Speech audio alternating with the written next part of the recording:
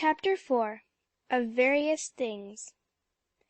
And the next day the story which flew all over the yard, how that Joel Pepper was put into Coventry last night, was overtaken and set right. "Ha! There now, you see!" cried Van Whitney, coming out of his rage.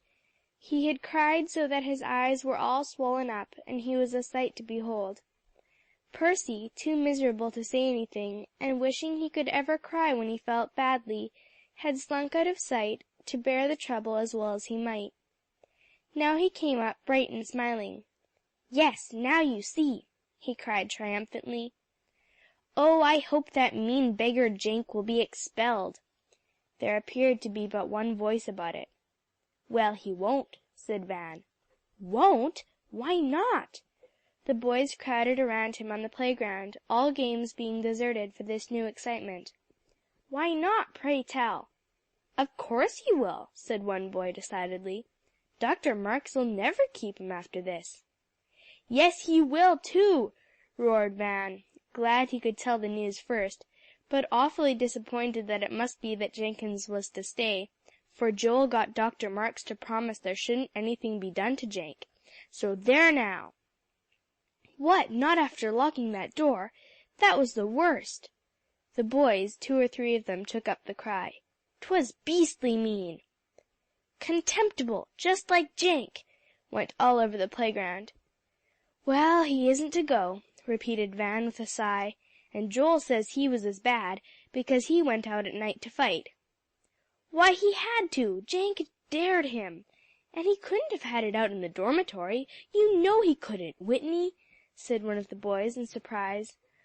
"Oh dear, I know," said Van helplessly. "Well, Joel says it's no matter that the racket was stolen out of his room, and—" "No matter!" ejaculated the boys, a whole crowd of them swarming around him. "Well, if that isn't monstrous!" "Oh, Joel's afraid that Dr. Marks will expel Jenk." Percy, very uncomfortable to have Joel blamed, made haste to say, "Don't you see?" "Well, he ought to be turned out," declared one boy decidedly. "Never mind, we'll make it so hot for Jenk he'll want to go." "No, you mustn't," declared Percy, now very much alarmed. "Oh, no, you mustn't, Hobbs, because if you do, Joel won't like it. Oh, he'll be so angry. He won't like it a bit, I tell you," he kept saying. The idea of Joel's not liking it seemed to take all the fun out of the thing, so Hobbs found himself saying, "Well, all right, I suppose we've got to put up with the fellow then. But you know yourself, Whitney, he's a mean cad." There seemed to be but one opinion about that. But the fact remained that Jenkins was still to be one of them, to be treated as well as they could manage. And for the next few days Joel had awfully hard work to be go-between for all the crowd, and the boy who had made it hard for him. "You'll have to help me out, Tom," he said more than once, in despair. "Pretty hard lines," said Tom. Then the color flew all over his face. "I suppose I really ought, for you know, Pepper, I told you I wanted at first that you should lose your racket." "Never mind that now, Tom," said Joel brightly, and sticking out his brown hand. "You've been awfully good ever since." "Had to," grunted Tom, hanging to the hand, "when I saw how mean the beggar was." "And but for you I should never have found the racket, at least not in time." Joel shivered, remembering the close call he had had from losing the game. Tom shivered too, but for a different cause. "If I hadn't told him, I'd always have hated myself," he thought.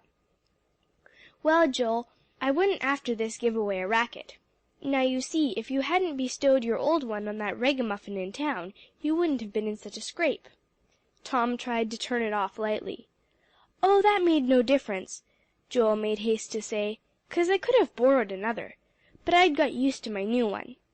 Besides, Grandpapa sent it to me to practice with for this game, and I really couldn't have done so well without it." "Yes, I know," said Tom remorsefully, "and that's what Jenk knew too, the beggar." "Well, it's all over now," said Joel merrily, "so say no more about it." But it wasn't all over with Jenkins, and he resolved within himself to pay Joel Pepper up some time, after the boys had forgotten a little about this last exploit, if they ever did. And that afternoon Joel stayed in, forgoing all the charms of a ball game, to write Mamsie a complete account of the affair, making light of the other boys' part in it, and praising up Tom Beresford to the skies. "And oh, Mamsie," Joel wrote over and over again, "Dave didn't have anything to do with it. Truly he didn't. And Mr. Harrow was just bully," he wrote, then scratched it out, although it messed the letter up dreadfully. "He's fine, he is. And oh, I like Dr. Marks ever so much. I do," till Mrs. Fisher had a tolerably good idea of the whole thing.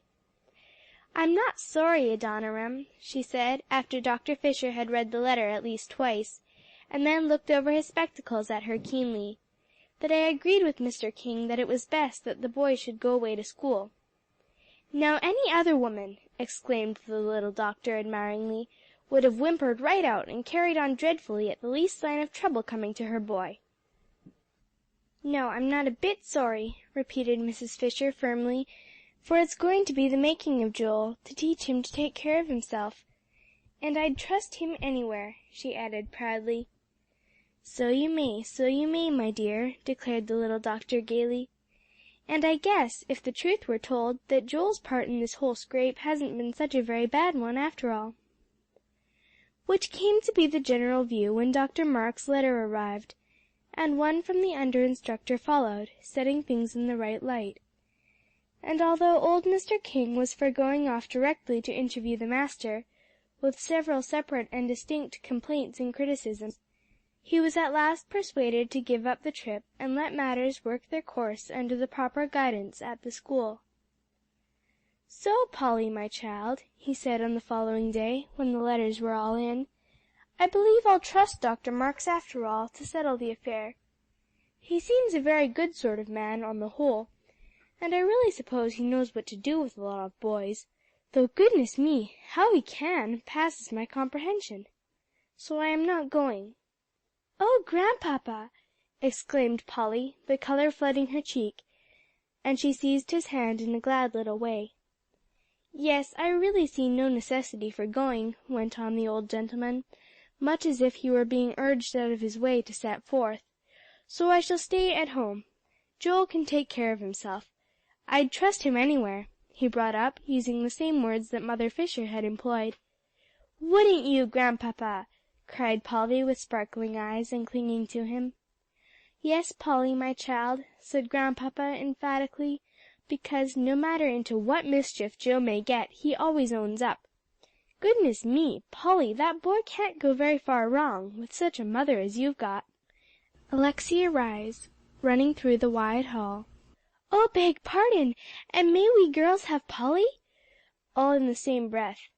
"Get away with you," laughed old Mr. King, who had his own reasons for liking Alexia. "That's the way you always do, trying to get Polly Pepper away when we are having a good talk."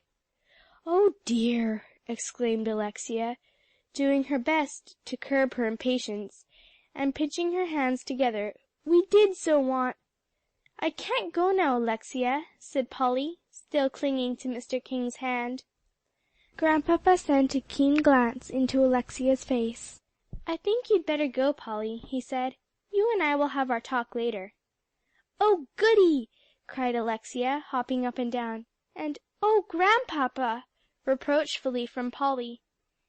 "Yes, Polly, it's best for you to go with the girls now," said old Mr. King, gently relinquishing her hands. "So run along with you, child." And he went into the library. "Come right along," cried Alexia gustily, and pulling Polly down the hall. "There now, you see, you've dragged me away from Grandpapa," cried Polly in a vexed way. "Well, he said you were to go," cried Alexia, perfectly delighted at the result. "Oh, we're to have such fun! You can't think, Polly Pepper!" "Of course he did, when you said the girls wanted me," said Polly, half determined even then to run back. "I'd much rather have stayed with him, Alexia." "Well, you can't, because he said you were to come, and besides, here are the girls." And they were on the back porch, 6 or 8 of them in a group. "Oh, Polly, Polly!" they cried. "Are you coming? Can you really go?" swarming around her. "And do get your hat on," said Clem Forsythe, "and hurry up." "Where are you going?" asked Polly. "The idea! Alexia Rhys, you are a great one to send after her," cried Sally Moore. "Not even to tell her where we are going, or what we want her for." "Well, I got her here, and that is half the battle," said Alexia in an injured way. "And my goodness me! Polly won't hardly speak to me now, and you may go yourself after her next time, Sally Moore." "There, girls, don't fight," said Clem sweetly. "Polly, we are going out to Sylvia Horne's. Mrs. Horne has just telephoned to see if we'll come out to supper. Come, hurry up, we want to catch the next car. She says she'll send somebody home with us." "Yes, yes, do hurry," begged the girls, hopping up and down on anxious feet. "I must ask Mamsie," said Polly. "Oh, how perfectly splendid!" running off at the glad remembrance of lessons all ready for the next day. "Now how nice it is that Mamsie always made me get them the first thing," she reflected as she sped along. Mamsie said yes, for she well knew that Mrs. Horne was a careful person, and when she promised anything it was always well done. "But brush your hair, Polly," she said. "It looks very untidy flying all over your head." So Polly rushed off to her own room, Alexia, who didn't dare to trust her out of her sight, at her heels to get in the way, and hinder dreadfully by teasing Polly every minute to "Hurry, we'll lose the train." "Where are you going, Polly?" asked Phronsie, hearing Alexia's voice, and laying down her doll, she went into the blue and white room that was Polly's very own. "Oh, may I go too?" as Polly ran to the closet to get out her second best hat. "Oh dear me!" began Alexia. "No, Pet," said Polly, her head in the closet. "Oh my goodness, where is that hat?" "Oh dear!" exclaimed Alexia, wringing her hands. "We'll be late and miss the train. Do hurry, Polly Pepper." "I'll find it, Polly," said Phronsie, going to the closet and getting down on her knees to peer around. "Oh, it wouldn't be on the floor, Phronsie," began Polly. "Oh dear me, where can it be?" "Here it is," cried Alexia, "behind the bed." And running off, she picked it up and swung it over to Polly. "Goodness me!" said Polly, with a little laugh. "I remember now. I tossed it on the bed, I thought. Well, I'm ready now, thank fortune," pinning on her hat. "Good bye, Pet." "I am so very glad it is found, Polly," said Phronsie, getting up on tiptoe to pull Polly's hat straight and get another kiss. "Come on, Polly," called Alexia, flying over the stairs. "Yes, yes, girls, she's coming. Oh dear me, Polly, we'll be late." Chapter 5